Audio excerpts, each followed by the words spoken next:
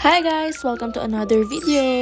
So for today's video ay itutur ko kayo dito sa SMDC Wind Residences. Dito yan sa Tagaytay. Pero before we move on to the video, please don't forget to like, subscribe, and click the bell button beside it for more videos. Dito na lang kami nagpark sa open space sa tapat ng Tower 5. Medyo mahal kasi kung sa loob kami magpapark. Okay rin na dito kami nagpark kasi kapag nandun kami sa balcony sa may room namin, kitang-kita namin yung motor. Tower 5, Unit 1728 yung binook namin na room. Super ganda niya kasi taal view siya. Maganda rin yung room guys, kaya start na natin yung ating room tour. Sa Lake and Pines Escape nga pala kami nag-book and super legit talaga ng page na yun. Lalagay ko yung link below para if magustuhan nyo tong unit na to, click nyo lang yung link na nasa description box.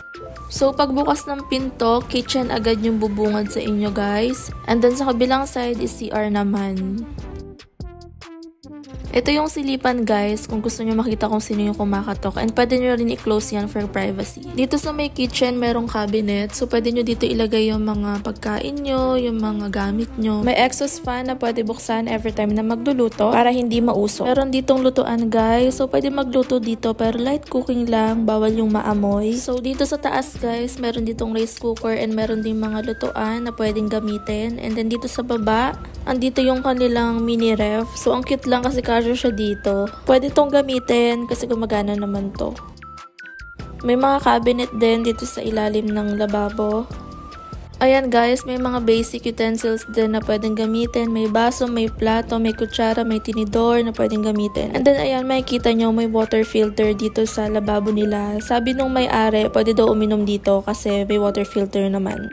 Sa side na to, may fire extinguisher and then ito yung lagayan ng susi. So, pakita ko lang sa inyo yung clock dito. Ayan, ang ganda. And yung mga design dito sa baba ng clock. Next, dito tayo sa dining area. Pakita ko muna sa inyo yung lights kasi ayan, ang ganda. And then may mirror. And then dito yung kainan. So, saktong-sakto, apat kami. Apat din yung upuan. Sa taas ng cabinet may extra foam and then dito sa walang lock, pwede nyong lagyan ng gamit nyo dito or damit. Tsaka nga pala guys, may shurak dito sa side na to kasi bawal gamitin dito sa loob yung mga pinanlabas natin ng mga shoes. Kaya dapat meron din kayong dalang mga extra slippers na gagamitin dito sa loob. Dito muna tayo sa part ng CR. Pasensya na guys, nandiyan na yung aming mga towel. So dito sa taas, merong cabinet and then may mga design lang na nakalagay. And then may bidet din pala dito guys. Then, ito yung pinaka-toilet. Ayan. And then, sa side na to, dito yung paliguan, shower area. So, meron ditong glass door. And then, sa loob, dito yung shower area.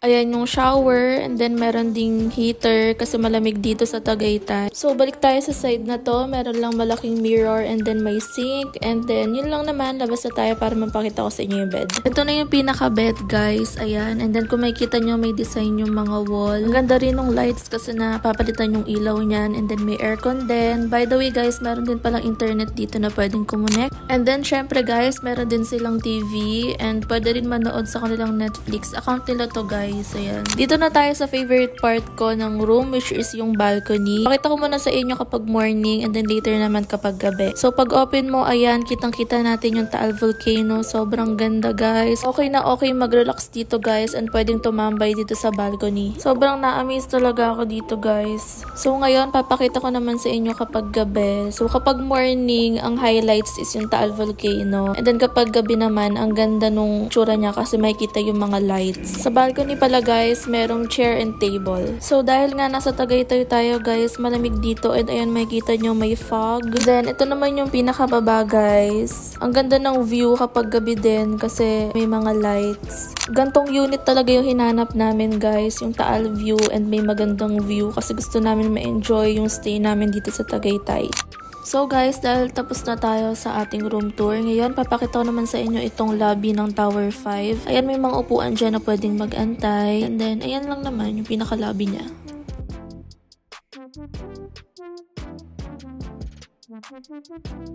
Pakita ko rin pala sa inyo guys yung pinaka-field ng SMDC Wind Residences. Super ganda, pwedeng mag-picnic dito. Meron ding basketball court dito guys, meron ding tennis court, badminton court, meron ding track and field na pwedeng joggingan. Meron ding mini playground para sa mga kids. Hindi ko lang na videohan pero meron sila nun. Ito naman yung kanilang clubhouse and yung mga pools. Meron silang indoor pool and outdoor pool. So, ang swimming is 150 pesos per head. And then, bibigyan nila kayo ng parang bracelet or wrist something kapag ka magsiswimming na kayo. So, pasok muna tayo dito sa loob. So, dyan sa loob yung isang indoor pool and then locker room tsaka yung CR. So, ayan na yung pinaka-indoor pool and ngayon punta naman tayo sa outdoor pool. Ito yung indoor pool kanina and then dito lang sa side na to yung pinaka-outdoor pool. Sa outdoor pool, merong 3 pool. So, ito yung number 1.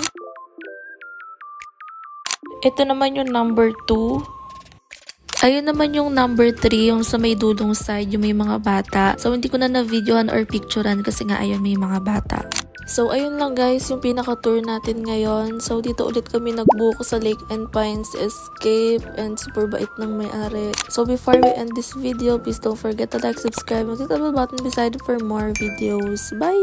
See you again in my next vlog!